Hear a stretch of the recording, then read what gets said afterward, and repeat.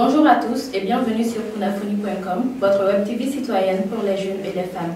Aujourd'hui, dans l'émission À l'écoute des candidats, nous recevons M. Mamadou Traoré, candidat à l'élection présidentielle de 2018.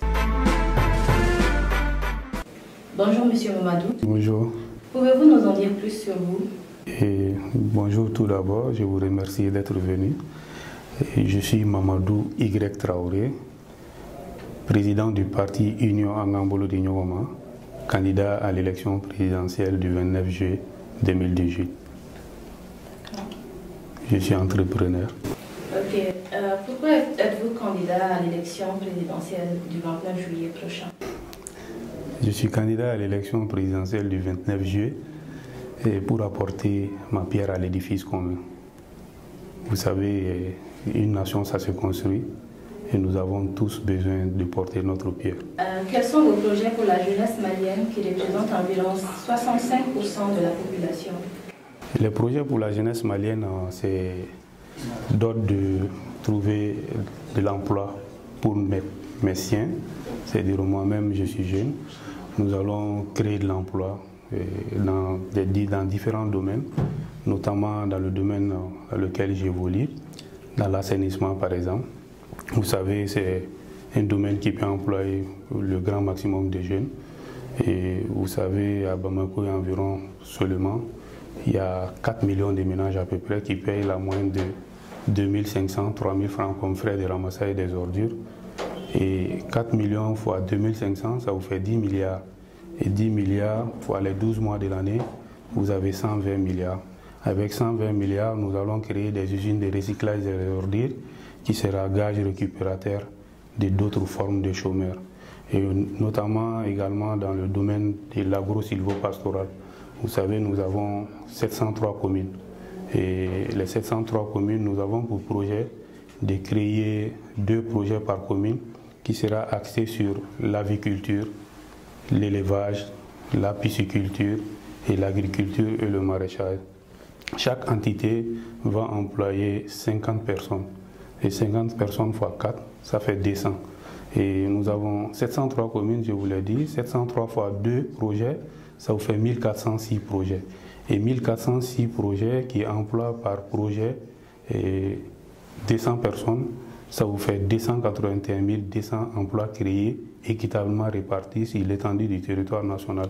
Kidal étant une commune, Kidal aura sa dotation, Kéba étant une commune, Kéba aura sa dotation.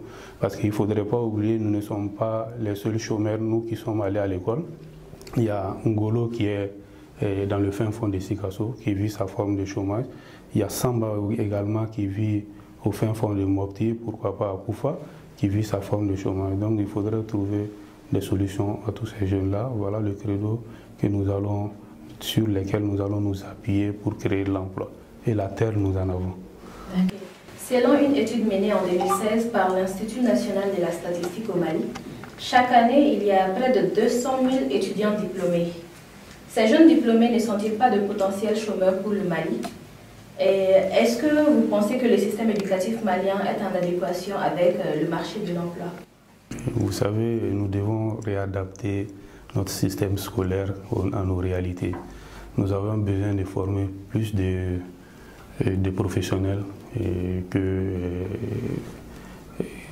d'intellectuels aujourd'hui parce que le Mali regorge de beaucoup de potentialités, notamment dans les domaines que je vous ai cités en amont et que l'on peut utiliser. Il ne faudrait pas envoyer des jeunes à l'école et finir autour du thé. Donc pour cela, nous allons réadapter la formation universitaire à nos réalités, que quand on finit la formation, que tout de suite on a un emploi. Ça ne sert à rien d'aller à l'école et de ne pas trouver l'emploi. Et au-delà de tout ça, nous avons dans notre projet de société de faire en sorte que l'école malienne soit... que le blason de l'horizon de l'école malienne soit doré. Notamment, il faut valoriser l'école publique. Il faut également construire des salles de classe. Il faut rapprocher l'école de nos citoyens. Il faut rehausser également le taux de scolarisation parce qu'il est bas. Pour cela, nous voulons utiliser le système sanitaire qui est l'AMO par exemple.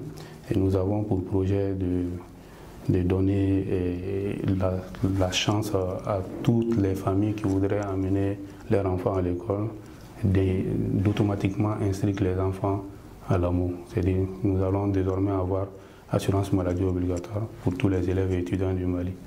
Donc c'est pour cela et ça va nous permettre de rehausser notre taux de scolarisation et d'avoir une école professionnelle adaptée. Que prévoyez-vous pour l'amélioration du secteur éducatif lorsque vous serez élu président? Je l'ai dit tout de suite, c'est de reconstruire, c'est revaloriser l'école publique. Parce que vous avez aujourd'hui, vous et moi, nous sommes fruits de l'école publique, mais nous n'avons pas nos enfants à l'école publique. Et vous partez partout dans le monde, c'est des écoles publiques. La Sorbonne est une école publique, l'université de Harvard est une école publique. Il faudrait revaloriser la note pour que les gens puissent venir ici. Et nous mettons beaucoup dans la formation, notamment en faisant partir nos enfants et les enfants ailleurs.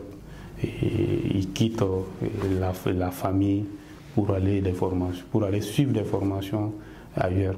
C'est fatigant, c'est contraignant parce qu'on n'est pas près de la famille, on est déculturé. Donc nous voulons faire en sorte que nous puissions avoir une école malienne au top niveau pour que d'autres également puissent venir ici étudier chez nous. Cela est très important. Parlons à présent des femmes. Quels sont vos projets pour cette frange importante de la population qui représente 50,4%? Vous savez, pour lutter contre la pauvreté endémique que nous sommes en train de vivre au Mali, et on est obligé, hein, forcément il faut travailler avec les femmes. Les femmes constituent le pilier de la famille, le berceau de la communauté. Et dans la société malienne, la femme, elle est le tout. Et donc pour cela, nous avons projeté dans l'agro-silvo-pastoral de mettre l'accent sur les femmes, les favoriser. Également les protéger dans la fonction publique. Et nous voulons lutter contre l'harcèlement des femmes dans les fonctions publiques. Nous voudrons également les favoriser dans le concours de la fonction publique également. On les a proposé un pourcentage pour les places de politique. Il faut également proposer une place et un certain nombre de quotas pour elles dans la fonction publique. Cela est très important. Qu'envisagez-vous pour la situation sécuritaire au Mali?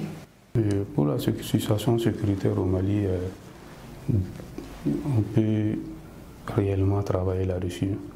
Il faut réformer le secteur en profondeur. Il faut une armée malienne professionnelle, moderne, qui joue son rôle régalien dans l'impartialité totale. Il faudrait également s'axer sur d'autres piliers également qui favorisent le banditisme, qui favorisent l'insécurité. C'est quoi? Vous prenez par exemple Bamako et environ. Chaque jour, on se fait dérober sa petite moto. Et quand vous faites un calcul par jour, par individu, nous avons 365 jours dans l'année. Ça fait 365 individus qui meurent pratiquement pour cas de vol de moto. Ça fait 365 motos et ça fait également 336 millions par an. Parce que la moto, ça fait 375 000. Pour un pays pauvre, c'est une perte énorme. Donc nous allons lutter contre l'insécurité et le terrorisme, bien évidemment. Le secteur de la santé est une préoccupation majeure du Malien, ce qui n'est pas en marge. Alors, que comptez-vous faire en ce sens? Vous savez, le premier pas que j'ai effectué, c'était à l'hôpital Gabriel Touré. Je suis allé voir à la néonatologie qu'est-ce qui se passe. Ce secteur, c'est au milieu de notre préoccupation. Aujourd'hui, il faut construire des centres de santé. Il faut équiper les centres de santé, les CHI, les CCRF, les CSCOM. Il faut aussi également rapprocher la santé à la population. Notamment, nous allons faire en sorte que nous puissions avoir les dispensaires mobiles qui vont aller au plus près de la population pour leur donner des soins. Et pour l'exemple à donner, parce que nous sommes des élites, il faudrait que nous soyons des exemples à donner. moi-même et mon gouvernement, mon équipe et moi, nous promettons de nous soigner au Mali ici. Et parce que le coût d'évacuation sanitaire, il est énorme également. Donc le coût d'évacuation sanitaire peut nous permettre d'équiper les hôpitaux. Ça peut nous permettre de faire beaucoup de choses avec, de construire des centres de santé. Également dans le volet de la santé, vous savez, nous sommes exposés, nous jeunes, face à beaucoup d'accidents dans la circulation routière. Donc pour cela, nous allons voter un budget qui va prendre le cas des urgences, et notamment des accidentés dans les hôpitaux au Mali. Et quand on va arriver accidenté à l'hôpital, les points d'interrogation ne seront pas posés, c'est tout de suite pris en charge. Ça va sauver beaucoup de vies. Effectivement. Pour l'accélération de la croissance économique, quelles solutions préconisez-vous? Nous allons nous baser sur les ressources internes. Et vous savez qu'il faut recréer la confiance là qui n'est rien plus entre les gouvernants et les gouvernés. Donc si nous parvenons à faire en sorte que cette confiance-là puisse être une réalité, donc le peuple va s'adonner à son devoir et également s'exécuter de tous ses impôts et autres. Et ça va faire en sorte que nous allons pouvoir nous axer sur les différents piliers, et notamment les mines, l'agriculture, l'élevage, tout, pour rehausser notre croissance et bien évidemment avec le concours des partenaires internationaux, nos amis depuis longue date. Quel type de gouvernance comptez-vous adopter? C'est la bonne gouvernance. Le type de gouvernance, c'est une bonne gouvernance que nous prenons. Il ne faudrait pas que les ressources de l'État soient dilapidées. Il faut une bonne gestion des ressources de l'État.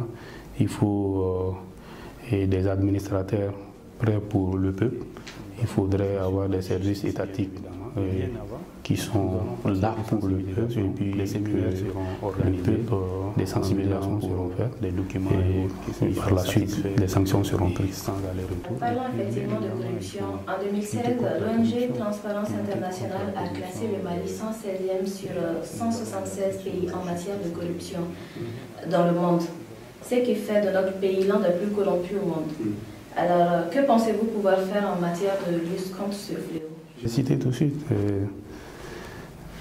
nous allons sensibiliser. Vous savez, dans toutes choses, il faut sensibiliser et il faut prendre des sanctions également.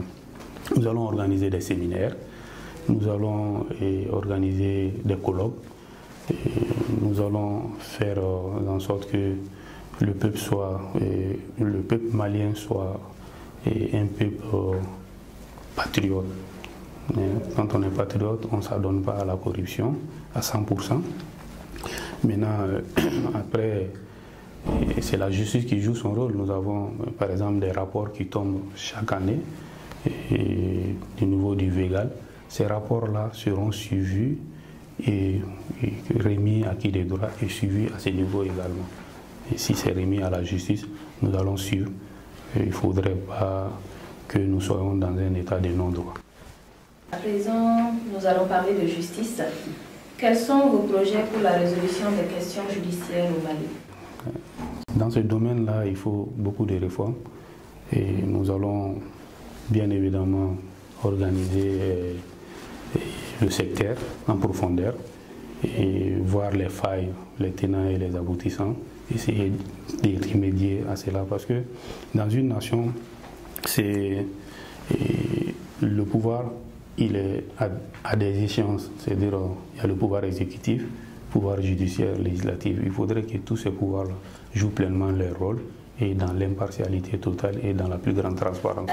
Cette présidentielle s'annonce comme une des élections les plus sensibles que le Mali ait jamais connues. Donc, quel engagement pouvez-vous prendre en tant que leader politique pour rendre ces élections libres, crédibles, transparentes et apaisées, sachant que plusieurs analystes politiques prédisent une crise post-électorale? C'est les analystes qui les disent. Et nous, avec nos militants, nous aimons tellement le Mali que nous n'avons jamais imaginé une crise post-électorale. Nous partons à cette élection présidentielle confiants, sereins, et que tout le monde accepte le résultat des urnes. C'est ce que nous pouvons dire à tout le monde. En tout cas, nous partons pour la victoire. On est serein là-dessus et ni à la Diananaï avec elle. Merci beaucoup. Merci, c'est moi qui vous remercie. C'est tout pour cette émission. Nous vous rappelons que nous étions avec M. Mamadou Traoré, l'un des plus jeunes candidats à cette élection présidentielle. Merci de nous avoir suivis et restez connectés sur kunafoni.com.